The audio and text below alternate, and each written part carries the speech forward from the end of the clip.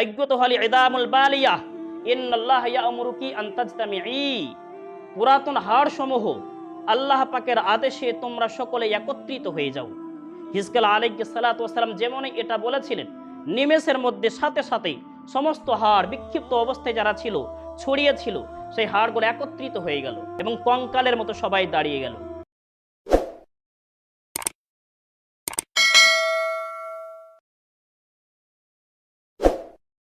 আলহামদুলিল্লাহ, আলহামদুলিল্লাহি কাফা ওয়া সালামুন আলা ইবাদিহিল্লাযীনা ইসতাফা, আম্মা বা'দ। আউযু বিল্লাহি মিনাশ শাইতানির রাজীম। বিসমিল্লাহির রহমানির রহিম। আলাম তারা ইলাল্লাযীনা খারাজু মিন দিয়ারিহিম ওয়া হুম উলুফুন হাযরাল মাউত ফাকালা লাহুমুল্লাহু মুতু সুম্মা আহইয়াহুম ইন্নাল্লাহা লাযু ফাদলিন আলান নাস ওয়ালাকিন্না আকসারান নাস লা ইয়াশকুরুন। সাদাকাল্লাহুল আযীম।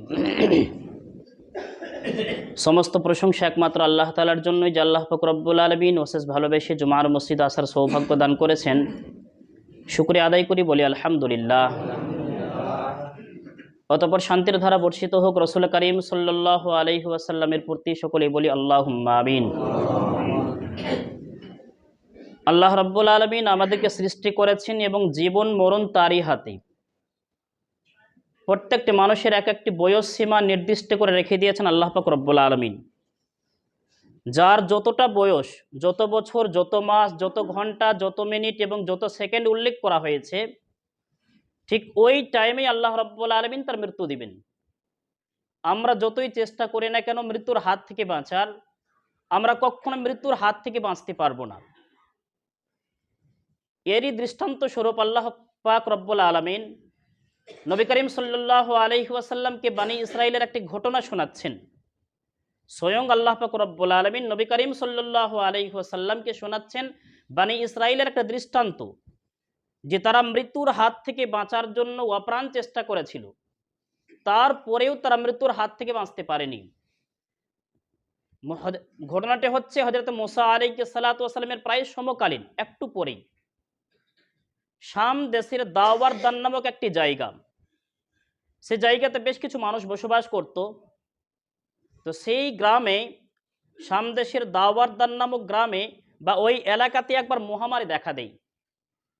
মহামারী যখন দেখা দিল, তখন অধিকাংশ ব্যক্তি অন্য একটি এলাকাতে চলে গেল মৃত্যুর ভয়ে, যা আমাদের গ্রামে মহামারী দেখা দিয়েছে, ফলে আমরা এখানে থাকলে মারা যাব। তাই অনেক ব্যক্তি ওই দাওয়ারদান গ্রাম ছেড়ে তারা বাইরে চলে গেল। মহামারী শেষ হওয়ার পরে তারা আবার ফিরে আসলো। ফিরে আসার পরে দেখলো যে যারা এখানে ছিল তাদের অধিকাংশ ব্যক্তি মারা গেছে, আর অল্প সংখ্যক ব্যক্তি বেঁচে আছে। যারা বেঁচে ছিল তারা এদেরকে দেখলো, যারা পালিয়ে গিয়েছিল আবার বেঁচে ফিরেছে তাদেরকে দেখলো। দেখার পরে তারা কিন্তু একটা আশ্চর্য হলো এবং সকলে পরামর্শ সাপেক্ষে বলল, যদি আমরাও এদের সাথে চলে যেতাম তাহলে নিশ্চয়ই আমরাও বাঁচতে পারতাম।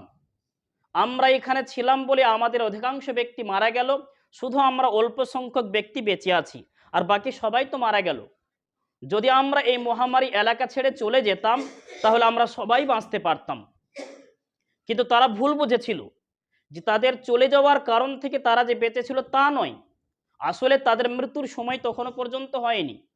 কিন্তু আমাদের ধারণা বা তাদের ধারণা কি ছিল, যে চলে গেছে তাই বেঁচে গেছে, আর যদি না চলে যেত তাহলে হয়তো মারা যেত না।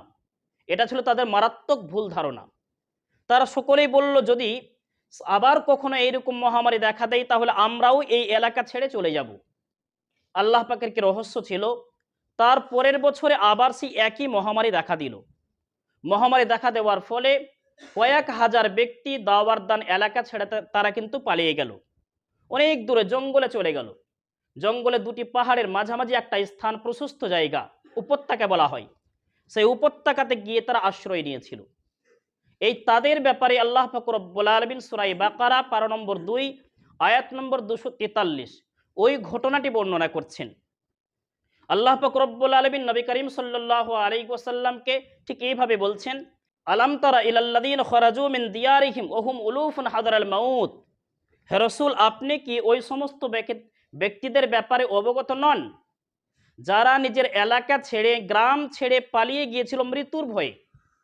ফাকালা লাহুমুল্লাহু মুতু, কিন্তু আল্লাহ রাব্বুল আলামিন বললেন তোমরা এখানেই মারা যাও।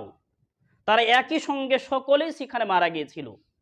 সুম্মা আহইয়াহুম, কিন্তু আল্লাহ পাক রব্বুল আলামিন অতঃপর তাদেরকে আবার জীবিত করেছিলেন। ইন্নাল্লাহা লাযু ফাদলিন আলান নাস, নিশ্চয়ই আল্লাহ পাক রব্বুল আলামিন মানুষের উপরে দয়া দানকারী, অনুগ্রহ দানকারী। ওয়ালাকিন্না আকসারান নাসি লা ইয়াশকুরুন, কিন্তু অধিকাংশ ব্যক্তি আল্লাহ পাকের কৃতজ্ঞতা স্বীকার করে না। তারা যখন ওই উপত্যকা দুটি পাহাড়ের মাঝামাঝি জায়গাকে চলে গেল, এমন সময় আল্লাহ পাক রব্বুল আলামিন দুইজন ফেরেশতাকে প্রেরণ করলেন। একজন হচ্ছে জিবরাইল আলাইহিস সালাম, আর অপরজন হচ্ছে মিকাইল আলাইহিস সালাম। একজন ফেরেশতা উপর থেকে আর একজন ফেরেশতা জমিনের নিচ থেকে বিকট একটা শব্দ দিলেন, চিৎকার দিলেন, যে চিৎকারের ফলে তারা সকলে একই সাথে মারা গেছিল। তারা কতজন ব্যক্তি ছিল? পবিত্র কোরআনের ভাষায় বলা হয়েছে উলুফুন। এই উলুফুনটা আরবি ব্যাকরণ অনুযায়ী জমা কাসরাত বলা হয়, তার মানে মিনিমাম 10,000 ব্যক্তিকে বলা হয় উলুফ। তারা ছিল মিনিমাম 10,000 ব্যক্তি। তবে এক একটা ব্যাখ্যাকারীগণ এক একটি মত দিয়েছেন তারা কত হাজার ব্যক্তি ছিলেন। অনেকেই আবার 10,000-এর কমও বর্ণনা করেছেন। কেউ বলেছেন তারা ছিল 3,000, কেউ বলেছেন 4,000, আবার কারোর মতে 8,000, কারোর মতে 9,000, আবার কোনো কোনো তফসির অনুযায়ী 10,000। কেউ বলেছেন তারা ছিল 30,000, কোনো তফসিরে বলা হয়েছে 40,000, কোথাও বলা হয়েছে 70,000, আর কোথাও বলা হয়েছে 1,00,000-এর উপরে। তবে যেটাই হোক না কেন, বিশুদ্ধ মত অনুযায়ী তারা 10,000-এর কম ছিল না, যটাই থাক 10,000-এর উপরে তারা ছিল। তাই এই ব্যক্তিগুলো উপত্যকাতে যাওয়ার পরে জিব্রাইল এবং মিকাইল আলাইহিস সালাম আল্লাহ পাকের আদেশে বিকট শব্দ দিলেন, যার ফলে তারা সকলে একই সাথে মারা গেল। মরে যাওয়ার পরে যুগ যুগ পেরিয়ে যায়, কয়েক বছর পেরিয়ে যায়। কয়েক বছর পেরিয়ে যাওয়ার পরে ওই রাস্তা দিয়ে পেরিয়ে যাচ্ছিলেন একজন নবী, যার নাম হচ্ছে হযরত হিজকিল আলাইহিস সালাম, যিনি ছিলেন হযরত মুসা আলাইহিস সালামের পরবর্তী একজন খলিফা, বিখ্যাত একজন নবী। অনেকেরই মতে একজন বিখ্যাত নবী যার কথা পবিত্র কোরআন মাজিদে বর্ণনা করা হয়েছে, যার নাম হচ্ছে জুলকিফল। ওই জুলকিফল এবং হিজকিল একই ব্যক্তি, নাম ভিন্ন কিন্তু একই ব্যক্তি তারা। তার মানে হিজকিল এবং জুলকিফল একজন ব্যক্তিরই নাম, উনি একজন নবী ছিলেন। আবার অনেকের মত অনুযায়ী হিজকিল আলাদা নবী এবং জুলকিফল হচ্ছে আলাদা নবী। যাই হোক, তো হিজকিল আলাইহিস সালাম যখন রাস্তায় চলে যাচ্ছেন তখন দেখলেন যে অসংখ্য মৃত্যুদেহ সেখানে পড়ে আছে। তাদের কিন্তু কোনো মাংস নেই, মাংসগুলো মাটির সঙ্গে মিশ্রিত হয়ে গেছে, আর হাড়গুলো টুকরো টুকরো হয়ে এখানে সেখানে পড়ে আছে। উনি বুঝতে পারলেন এগুলো সমস্ত মানুষেরই শরীর বটে, মানুষেরই হাড়। তবে একটা দুটো হাড় তো নয়, অসংখ্য হাড় এখানে সব ছড়িয়ে পড়িয়ে রয়েছে। অতএব বিক্ষিপ্ত অবস্থায় পড়ে আছে। উনি ধারণা করলেন এলাকাতে কোনো বাড়িও নাই, আশেপাশে কোনো গৃহ নাই, তাহলে এত মানুষ এখানে মারা গেল কিভাবে? উনি সেখানে দাঁড়িয়ে পড়লেন। হিজকিল আলাইহিস সালাম সেখানে স্থিরভাবে দাঁড়িয়ে গেলেন এবং আল্লাহ পাক রব্বুল আলামিনের কাছে দোয়া চাইলেন, ওগো আল্লাহ, এদের অবস্থা কেন এমনটা হয়েছে আমাকে একটু তুমি বলো।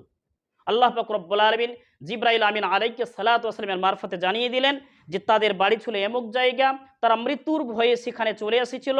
তাই আমি জানিয়ে দিলাম যে মৃত্যু তোমাদেরকে কখনোই বাঁচাতে পারবে না। তোমরা যেখানেই থাকো না কেন, যখন তোমার মৃত্যুর সময় হয়ে আসবে অবশ্যই তোমাকে মৃত্যু গ্রাস করবে, মৃত্যু তোমাকে স্পর্শ করবেই। এটা আমি জানাবার জন্য তাদেরকে মেরে ফেলেছি। হিজকিল আলাইহিস সালাতু ওয়াস সালাম আল্লাহ পাকের কাছে দোয়া চাইলেন, ওগো আল্লাহ, যদি আমি তোমার কাছে দোয়া চাই যে এদেরকে আবার তুমি জীবিত করে দাও, তুমি দয়া করে আমার দোয়াটি কবুল করে নাও এবং এদেরকে আমি সহকারে বানাতে চাই, এরা আমার সঙ্গে থাকবে, তোমার শুকরিয়া আদায় করবে, তাই সকলকেই বাঁচিয়ে দাও। অনেকের মত অনুযায়ী হিজকিল আলাইহিস সালাম ছিলেন ওই দাওয়ার দানের বাসিন্দা। উনি এনাদেরকে খোঁজ করার জন্য বেরিয়েছিলেন যে তারা কোথায় গেল, বেঁচে আছে নাকি মারা গেল কই দেখি, এই খোঁজের জন্য বেরিয়ে পড়েছিল। আর এই জায়গাতে সাক্ষাৎ হয়েছিল। তখন বলেন, জগো আল্লাহ, এরা তো আমারই গ্রামের বাসিন্দা, আর এরা আমার সঙ্গেই থাকতো, তোমার শুকরিয়া আদায় করতো। যদি সবাই একের সাথে মারা যায় তাহলে আমার সঙ্গে নামাজ পড়ার, আমার সঙ্গে তোমাকে ডাকার, জিকির করার, তসবিহ পাঠ করার কেউ থাকবে না। অতএব দয়া করে সবাইকে তুমি বাঁচিয়ে দাও। এইভাবে আল্লাহ পাক রব্বুল আলামিনের কাছে দোয়া চাইলেন। আল্লাহ পাক রব্বুল আলামিন হিজকিল আলাইহিস সালাতু ওয়াস সালামকে বললেন, এক কাজ করো, তাহলে তুমি সবাইকে ডাক দাও, দেখো অটোমেটিক উঠে যাবে। হিজকিল আলাইহিস সালাতু ওয়াস সালামকে ঠিক এইভাবে শিক্ষা দিলেন, আইয়াতু হালি ইদামুল বালিয়াহ ইন্নাল্লাহা ইয়া'মুরুকি আন তাজতামিঈ। হে পুরাতন হাড় সমূহ, আল্লাহ পাকের আদেশে তোমরা সকলে একত্রিত হয়ে যাও। হিজকেল আলাইহিস সালাতু ওয়াস সালাম যেমনই এটা বলেছিলেন, নিমেষের মধ্যে সাথে সাথেই সমস্ত হাড় বিক্ষিপ্ত অবস্থায় যারা ছিল, ছড়িয়ে ছিল, সেই হাড়গুলো একত্রিত হয়ে গেল, তাড়াহুড়ো করে একত্রিত হয়ে গেল। যার হাড় যেখানে ছিল সবাই কিন্তু দ্রুত বেগে একত্রিত হয়ে গেল এবং কঙ্কালের মতো সবাই দাঁড়িয়ে গেল। হিজকিল আলাইহিস সালাতু ওয়াস সালামকে আল্লাহ পাক রব্বুল আলামিন আবারও আদেশ করলেন, হে হিজকিল, তুমি তারপরে এইটা পড়ো, আইয়াতুহাল ইদাম ইন্নাল্লাহা ইয়া'মুরুকি আন তাকতাসি লাহমান ওয়া জিলদান ওয়া আসাবা। হে হাড় সমূহ, মাংস পরিধান করো এবং চর্ম এবং শিরা উপশিরা দিয়ে তুমি নিজেকে সুসজ্জিত করে নাও। আল্লাহ পাক রব্বুল আলামিনের আদেশে হিজকিল আলাইহিস সালাতু ওয়াস সালাম যেমনই পড়লেন, সাথে সাথেই এই যে কঙ্কাল অবস্থায় হাড়গুলা ছিল, সমস্ত হাড়ে সেই যে মাংসগুলো মাটির সঙ্গে মিশ্রিত হয়ে গেছিল, পচে গেছিল, সেই মানুষগুলো আবার সজীবিত হয়ে গেল। সজীব হওয়ার পরে শরীর আপন আপন শরীরে চলে গেল, শিরা উপশিরা হয়ে গেল এবং আবার আপন চামড়া ফিরে পেয়ে গেল। কিন্তু এখনো পর্যন্ত তাদের শরীরে রূহ ছিল না। আল্লাহ পাক রব্বুল আলামিন হিজকিল আলাইহিস সালাতু ওয়াস সালামকে বললেন, এবার তুমি পড়ো, আইয়াতুল আরওয়াহ ইন্নাল্লাহা ইয়া'মুরুকি আন তারজিআ কুল্লা রূহিন ইলাল জাসাদি আল্লাযী কানাত তা'মুরুহু। হে আত্মাসমূহ, তোমরা আল্লাহ পাকের আদেশে আপন আপন শরীরে প্রবেশ করো। যে আত্মাগুলো যেখানেই চলে গেছিল, আল্লাহ পাক রব্বুল আলামিনের আদেশে ওই রূহগুলো আপন আপন শরীরে চলে গেল। সমস্ত লোকেরা যারা সেখানে মারা গেছিল সবাই জীবিত অবস্থায় নিজের শরীরের দিকে তাকিয়ে দেখলো, আমাদের অবস্থা একই হলো, আমরা তো মারা গেছিলাম, আবার জীবিত হয়ে পড়লাম। তাকিয়ে দেখলো যে হিজকিল আলাইহিস সালাতু ওয়াস সালাম দাঁড়িয়ে আছেন। সকলে একই সাথে বললেন, সুবহানাকা লা ইলাহা ইল্লা আনতা। ওগো আল্লাহ, আমরা তোমার পবিত্রতা বর্ণনা করছি, তুমি ছাড়া আমাদের কোনো মাবুদ নাই। এই কথা বলার পরে হিজকিল আলাইহিস সালাতু ওয়াস সালামের সঙ্গে তারা সকলেই আপন বাড়িকে ফিরে চলে আসলেন। ওই জন্য আল্লাহ পাক রব্বুল আলামিন বলছেন, ইন্নাল্লাহা লাযু ফাদলিন আলান নাস। আল্লাহ পাক রব্বুল আলামিন মানুষের জন্য অনুগ্রহ দানকারী, দয়াকারী আল্লাহ পাক রব্বুল আলামিন। কিন্তু ওয়ালাকিন্না আকসারান নাস লা ইয়াশকুরুন, অধিকাংশ ব্যক্তি আল্লাহ পাকের শুকরিয়া আদায় করে না। কেন অনুগ্রহ দান করেছেন? অনুগ্রহ দান করা বলতে কি? তাদের জন্য অনুগ্রহ করা হলো যে একবার তারা মারা গিয়েছিল, আবার তারা জীবিত হলো। তার মানে তারা আর কখনোই আল্লাহ পাকের অকৃতজ্ঞতা জীবনেও করবে না, আল্লাহ পাকের জিকির থেকে আর কখনোই দূরে থাকবে না, সদা সর্বক্ষণ আল্লাহ পাকের জিকির করবে। আর আমাদের উপকারটা কি? রসুল করিম সাল্লাল্লাহু আলাইহি ওয়াসাল্লামকে এই ঘটনা বলার কারণটা কি? কয়েকটা কারণ। তার মধ্যে একটা হলো যে তুমি জানিয়ে দাও তোমার উম্মতের দলকে যে কখনোই তারা যেন মৃত্যুর ভয়ে অন্য কোথাও না চলে যায়। যখন যার মৃত্যু আসবে, মৃত্যু অনিবার্য তাকে অ্যাটাক করবেই, যার যখন সময় হয়ে আসবে। অর্থাৎ মৃত্যুর ভয় থেকে পালিয়ে গিয়ে কিছু লাভ হবে না। 1 নম্বর উপকার। 2 নম্বর হলো যে আল্লাহ রাব্বুল আলামিন আবার তোমাদেরকে জীবিত করবেন, যেখানেই তোমরা থাকো। জীবিত যখন করবেন, আল্লাহ পাকের সামনে যখন আমাদেরকে দাঁড়াতে হবে, তখন আল্লাহ পাক রব্বুল আলামিন যা আদেশ করেছেন সেই অনুপাতে আমাদেরকে কাজ করতে হবে এবং কৃতজ্ঞতাও স্বীকার করতে হবে। তাছাড়া আমরা কিন্তু কখনোই বাঁচতে পারবো না।